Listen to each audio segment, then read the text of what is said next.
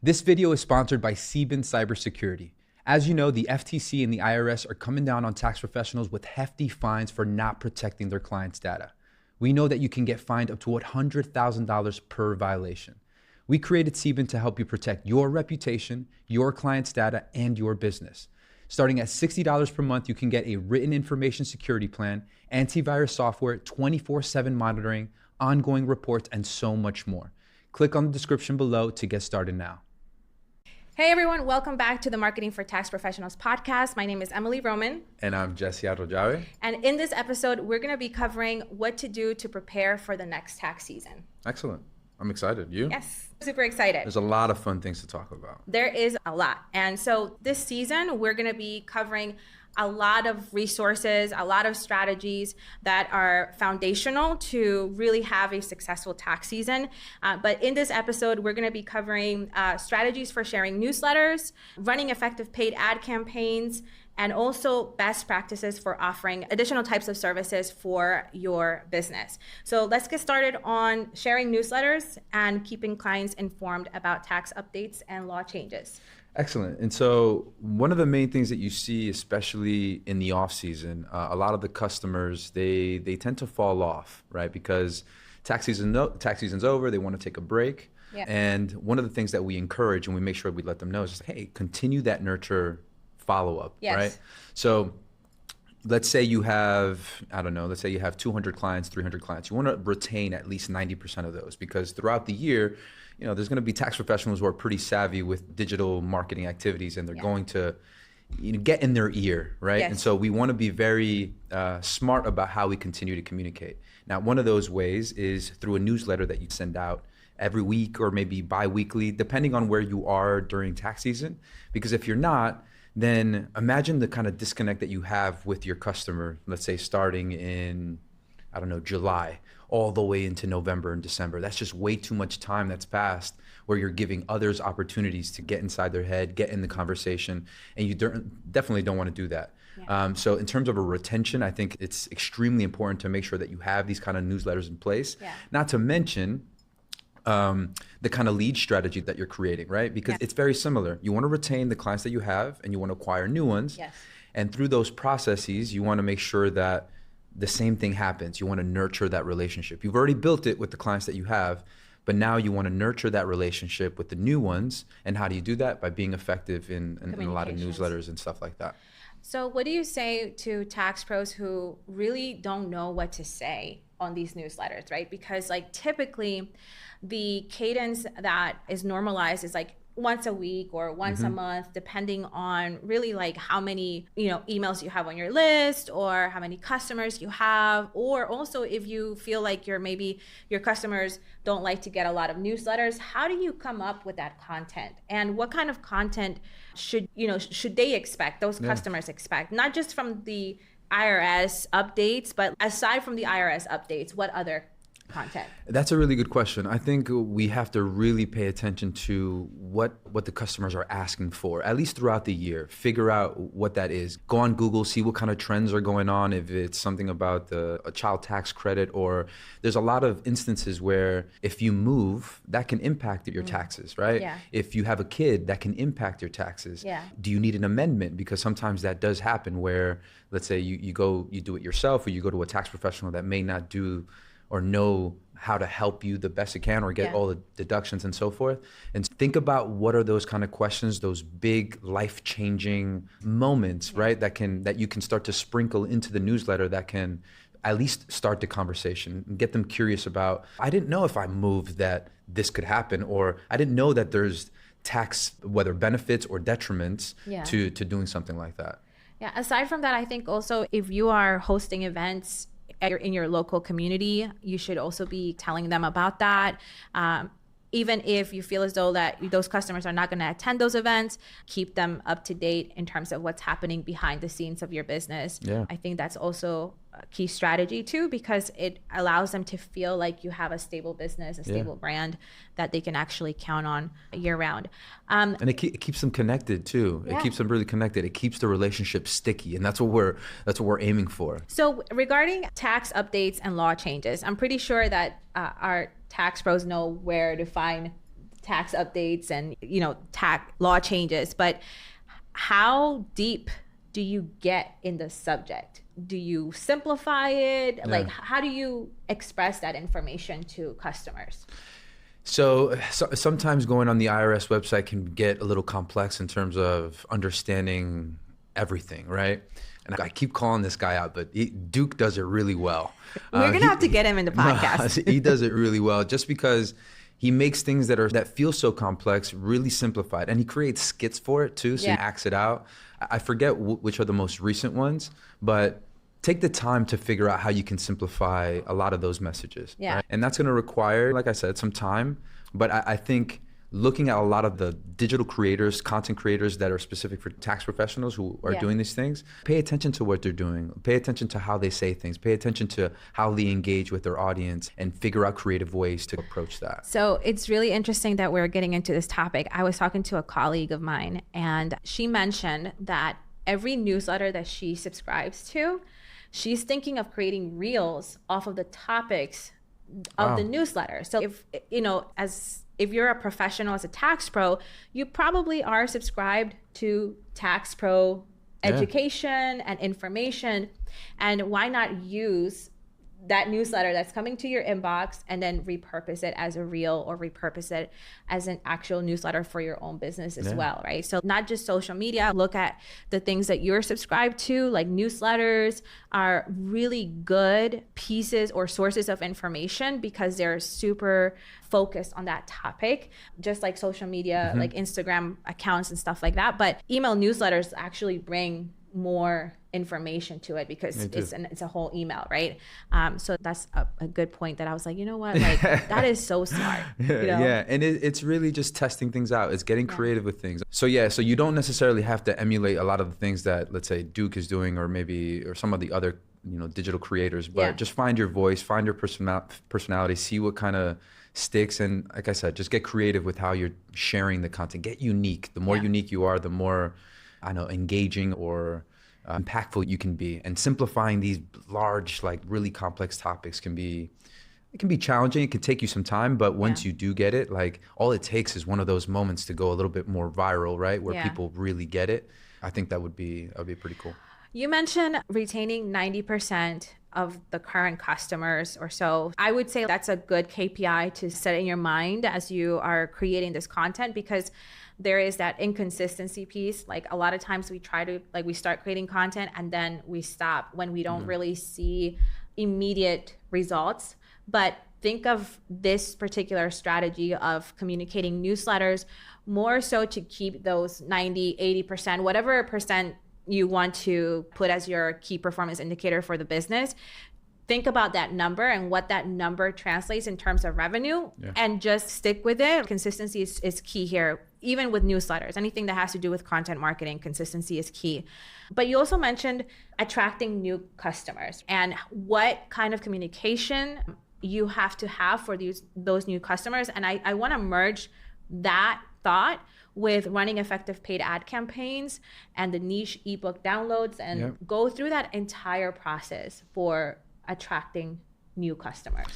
The main thing that you want to consider, it's building your list in the off season so that you have opportunities to engage with those customers during tax season. Yeah.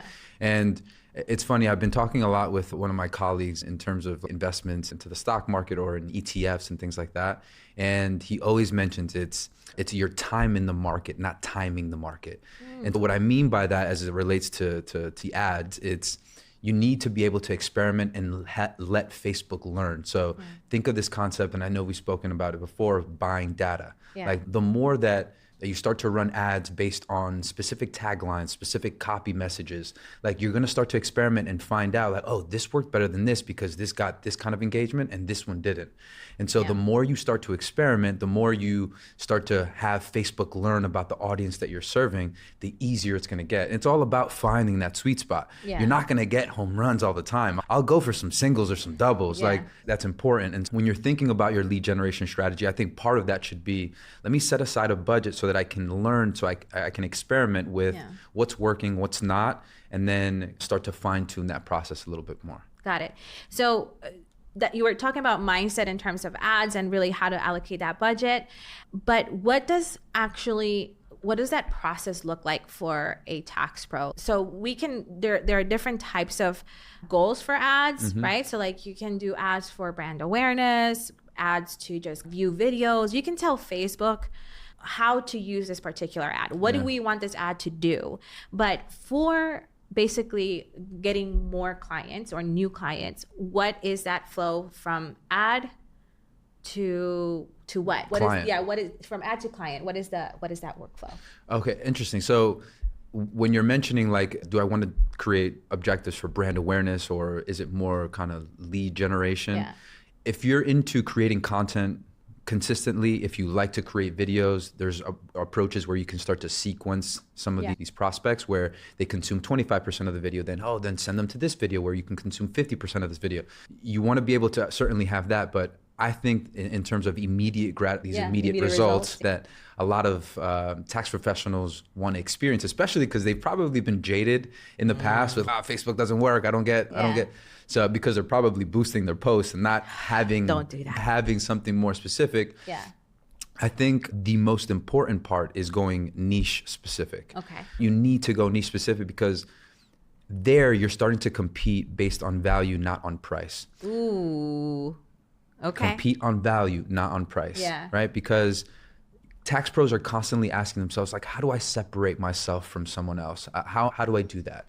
And part of that is, and it's like the Joe Schmo tax accountant, they're like thinking, oh, I got to price myself in this certain way, or I got to lower my price, or I got to create a better service. But if you become the person that is an expert at taxes or tax strategies for dentists or chiropractors or something that's specific, now you're competing on value. Yeah. And people recognize that kind of value and they're going to see it and say, this is exactly what I need. This is exactly what I'm looking for. And consider more of that option versus, oh, this guy's cheaper. Yeah.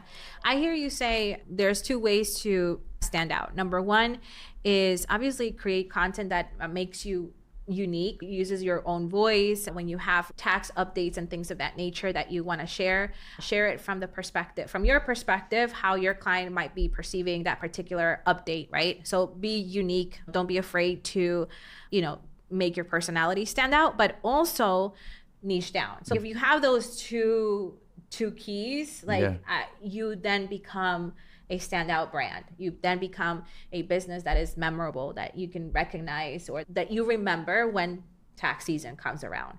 So it's not about doing it when tax season is here, because it takes time to really refine how you show up on these channels, right? Whether it's the newsletters, whether it's social media, whether it's ad collateral, it takes some time for refinement, right?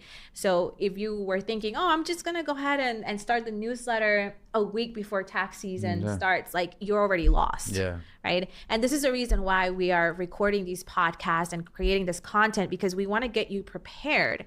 And right now, in order for you to get your house in order, you have to start right now. Like we're recommending to start today. So as you're watching this, take some notes and then ask yourself, how can I actually start implementing this information today? Not tomorrow, not next week, today. And so let me ask you, what would you do if you were a tax pro and you're listening to this podcast?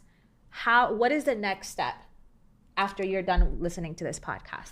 So my next step would be, well, one, if you haven't chosen a niche, certainly go for a niche. Now, that doesn't just mean, okay, I'm just going to pick something random. Yeah. And I've mentioned it before. Think about what your composition of clients looks like. If 30% are, a dentist or teachers or whatever it is, like maybe consider that. Also tie it to a passion. If you're passionate about something. We'll tag that video, the niche video on our YouTube. So yeah, absolutely. Look somewhere in the corners. Yes. Or you can tie it to a passion that you really, so that you can be more motivated to create these kind of things. Yeah. But really spend time in it. It's not enough to just do a couple Google searches or use some ChatGPT, create something. That's the simple surface level stuff. Yeah. And people, at some point, they're gonna notice those things. And so get into the tax code. Talk to some people. Talk to people that are in that particular niche. They're not gonna serve everybody. Yeah. So there's gonna be pockets in your own market where you can start to leverage some of the things that other people know. Pay them for their time. Learn from a mentor that's been doing it really well. And then once you do that, then start to create some of that content, that value for it, whether it's an ebook, whether it's a case study, whether it's like a demo or a workshop where you start to share your expertise. People are not going to buy from you if they don't like you and they don't trust you or they don't know you. Yeah. Exactly. And part of the way that we're going to be able to do that is to showcase what we know through these kind of workshops, through these ads, through these ebooks that have a ton of value, where you can start to sprinkle that in, and then they drink the Kool-Aid, they love it. They're like, okay, this is great. What's the next step? Yeah. Right. And I think part of that challenge is tax professionals not investing enough in that learning process and expecting to just do something quick, and really consider what this business is for you. If this is a long-term business, like put in the work, like put in the work now to position yourself for a better future. What I would do if I was a tax pro listening to this podcast is I would go and look at my calendar right now, and then I would just like block 1 hour a day starting tomorrow. Yeah. And that 1 hour is basically dedicated to, number one, figuring out the niche situation. Yeah. And honestly, I wouldn't spend too much time on it. And so here's like how we're different point of views here. I wouldn't spend too much time on it initially. Like tomorrow, I wouldn't spend time on it. I would try to just throw a piece of content together and see how that feels. See how it just rolls off your tongue, saying tax updates and things like that are general, right? And as you're going through the content creation process and publishing and you doing the research, because part of content creation is a lot of research on what kind of content format is good, how people are expressing these things or these thoughts and these beliefs, what are people saying, how does the conversation start, how do I fit into the conversation? And as you go throughout the days for the next 7 days, look, I'm prescribing you like a 7-day whole framework, right? For the next 7 days, reflect on how you feel about it, and then also do the research on the niche, and then connect those two things together. But I think it's really important that you set time aside for this, because a lot of tax pros, because we're in the off season, you guys are off, but you should be turned on and like actually looking at the calendars, looking at your time. How am I spending my time? How am I investing? Am I investing in money or time? Like those are the two resources that we have, and set some time aside to actually do the thing, right? Because a lot of times, I don't know about you, but like I get stuck sometimes on the whole planning and strategizing, like natural. Planning. But there's only so much that you can plan for this. And then what about the execution? It's inside execution where you actually see results and actually start measuring data. So that's you get, I felt that before. You can almost get into this paralysis kind of stage where it's like, you fear that execution part so much that you're just like, no, let me continue to strategize. Nah. You need to take a step back, reevaluate, get into the right mindset, and execute on some of these things, try some of these things, experiment with them, and see what happens, right? Like, granted, if for a lot of the tax pros, you probably don't have a huge following. If you do, fantastic. But if you don't, people are very distracted. They're going to forget about maybe the silly thing that you said or something like that, but you're going to keep getting better at it. And you have to start somewhere, right? Yeah. Even if you have 0 followers, you have to start somewhere. And if you don't start, you're never going to get to the 10 followers, 100 followers, or 1,000 followers. I would encourage you guys to like really take the next 7 days, block it out, and start taking action on these things. And then put in the comments down below whether you actually did it or not, and how did it pan out? Did you get people actually liking your stuff? Did you maybe get a reply on your newsletter? Because those things matter. Even if you have 100 people in your newsletter, it feels so good for people to actually reply back to you and say, hey, like, I read your stuff all the time. I may not reply, I may not have a conversation, but trust me, people are opening your emails, they're reading through the things that you're saying, and just have faith that what you're doing today is going to compound into like massive results. Have faith. Yeah. That's it. Totally agree. Wrap it up. Wrap it up with? Facebook group. Oh, that's our next topic, actually. Yeah, but anyways, let's just close this episode here. Let's close the episode. The conversation continues inside our Elite Tax Pros Facebook group. We have grown so much. A lot. We're now 500 people inside that Facebook group. They are all tax pros like you who are looking to grow their business, to get resources, to learn from us, learn from other experts. And we have already pinned a lot of resources there, including how to do best practices for cybersecurity. We have a really neat sales and marketing calendar there that we don't know if it's going to stay there for long because it's so valuable and we've gotten so much feedback out of it that I think it might be paid soon. Okay. Soon. So I encourage you to watch this episode, go into the Facebook group, and then block out some time in your calendar to create content. And we'll see you on the next episode. Awesome.